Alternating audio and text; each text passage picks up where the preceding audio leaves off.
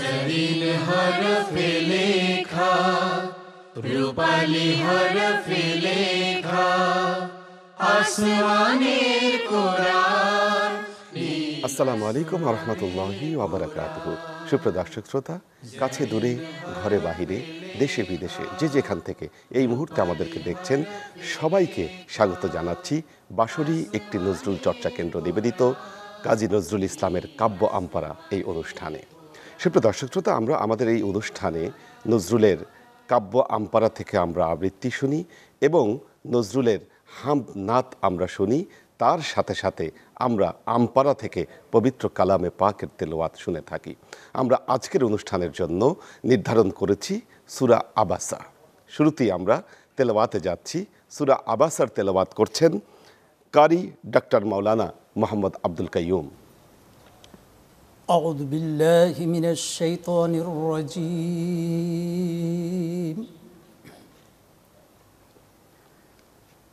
بسم الله الرحمن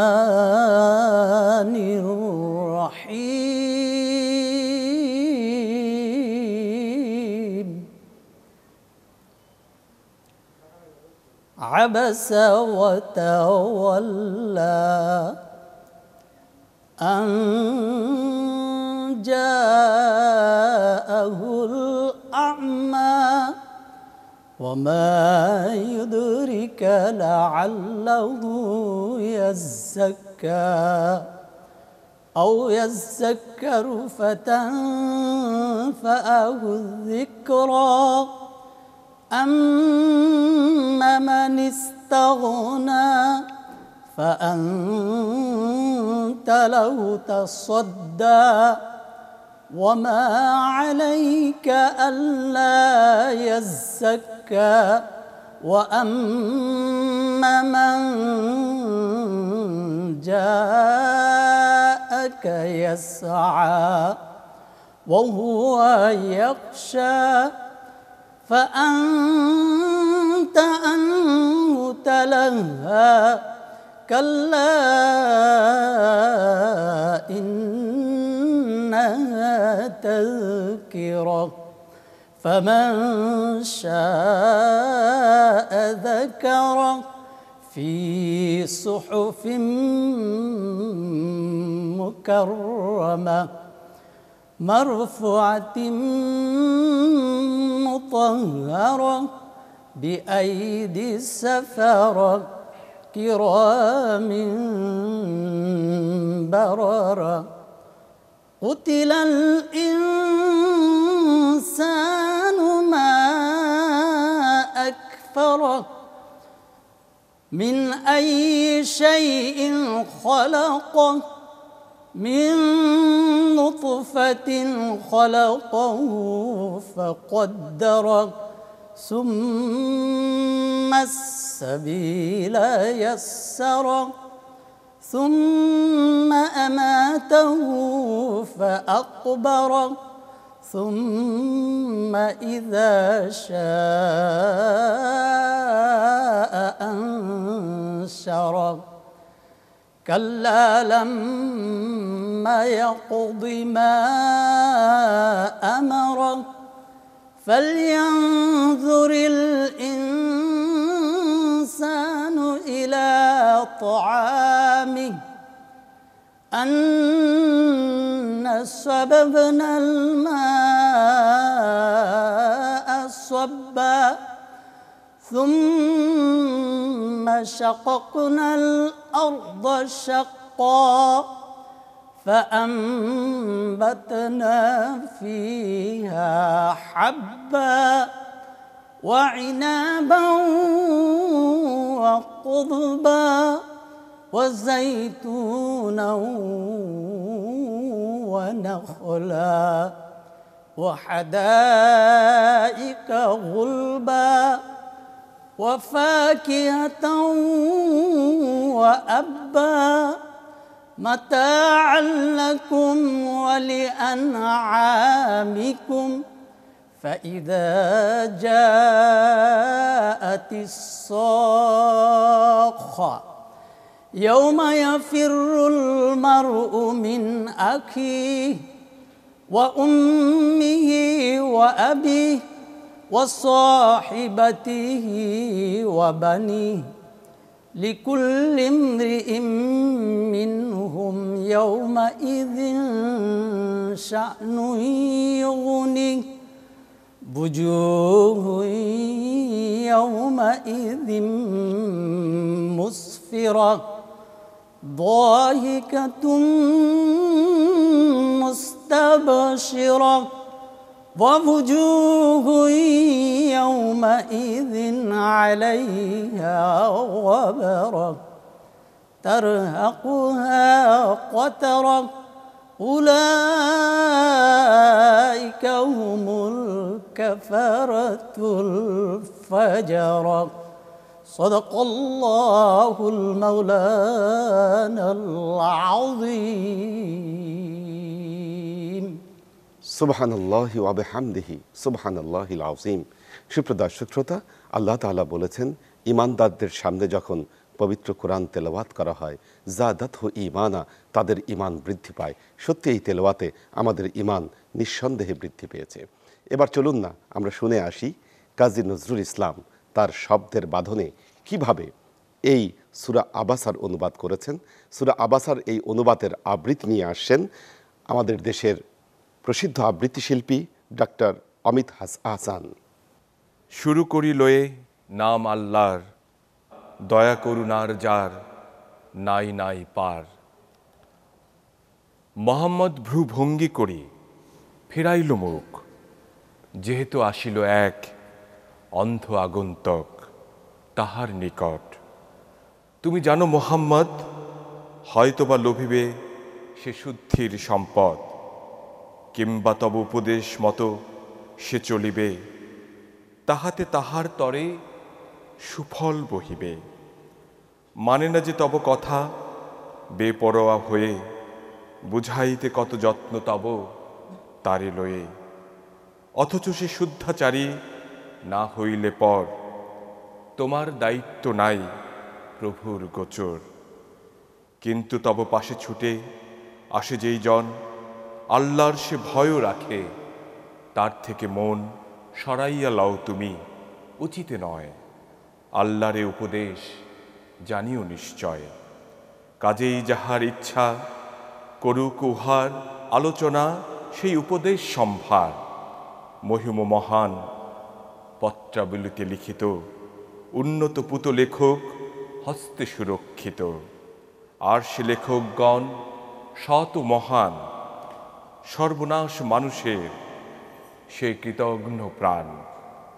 অতি ঘোর হায় তারে কোন বস্তু হতে সৃজন করিয়াছেন তিনি, শুক্র হতে তারে সৃষ্টি করে যথাযথভাবে তারে সাজান, তা পরে সহজ করেন তার জন্য পথ তার, পরে মৃত্যু ঘটাইয়া সমাধি মাঝার লন তারে।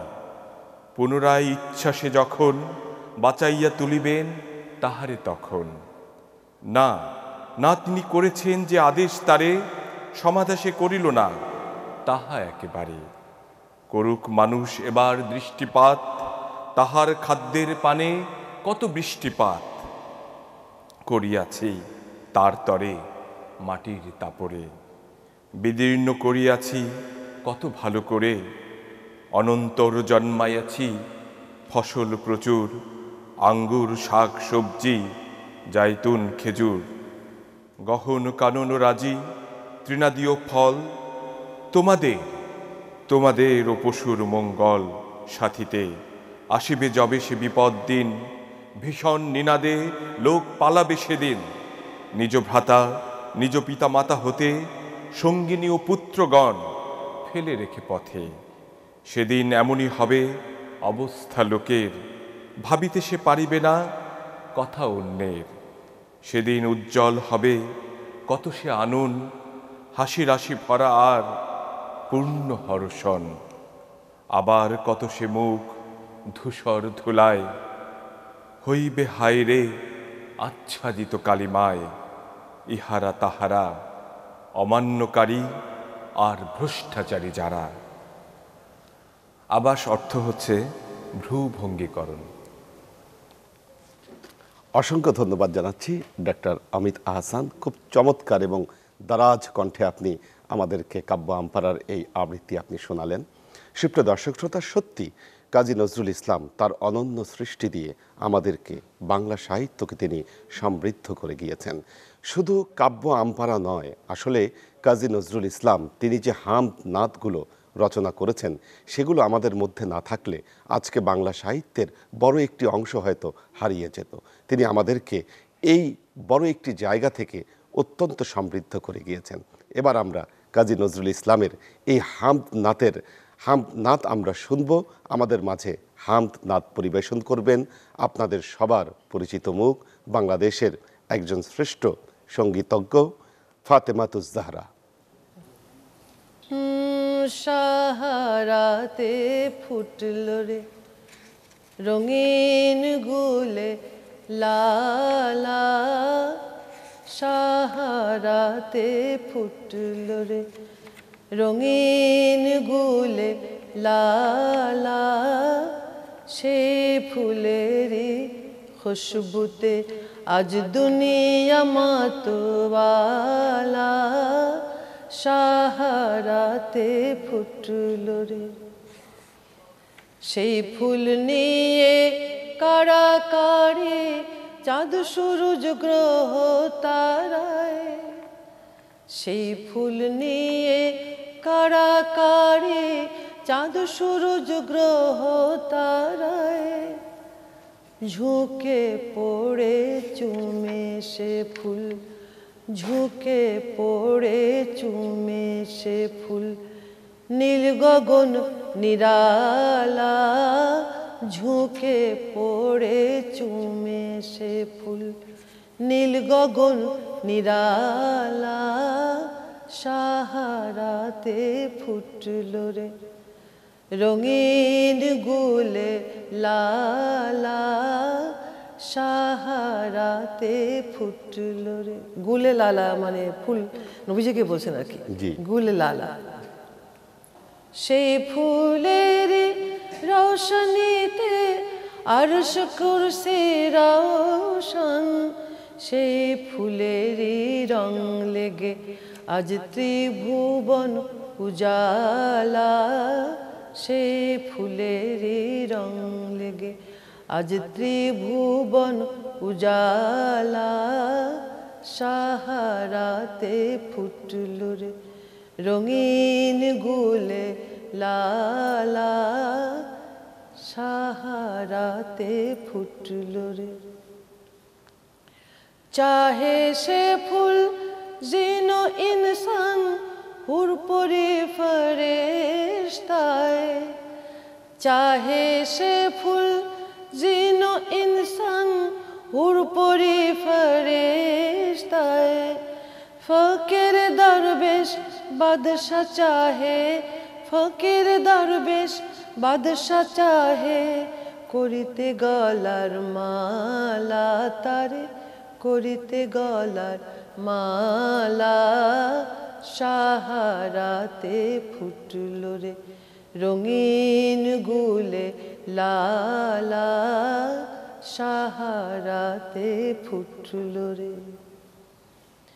চেনে রসিক ভ্রমর বুলবুল সেই ফুলের ঠিকানা, চেনে রসিক ভ্রমর বুলবুল সেই ফুলের ঠিকানা, কেউ বলে হযরত মুহাম্মদ, কেউ বলে হযরত মুহাম্মদ, কেউ বলে হযরত মুহাম্মদ, কেউ বা কমলিওয়ালা তারে, কেউ বা কমলিওয়ালা, সাহারাতে ফুটল রে রঙিন গুলে লালা, সাহারাতে ফুটল রে। অসংখ্য ধন্যবাদ জানাচ্ছি আপনার, খুব চমৎকারভাবে আপনি এই নাতে রাসূলটি পরিবেশনা করলেন।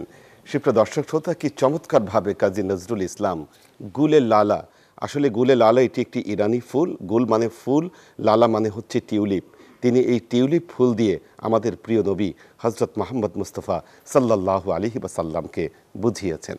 সুপ্রিয় দর্শক শ্রোতা, দেখতে দেখতে শেষ হয়ে গেল বাঁশরী একটি নজরুল চর্চা কেন্দ্র নিবেদিত কাব্য আমপাড়ার এই আয়োজনটি।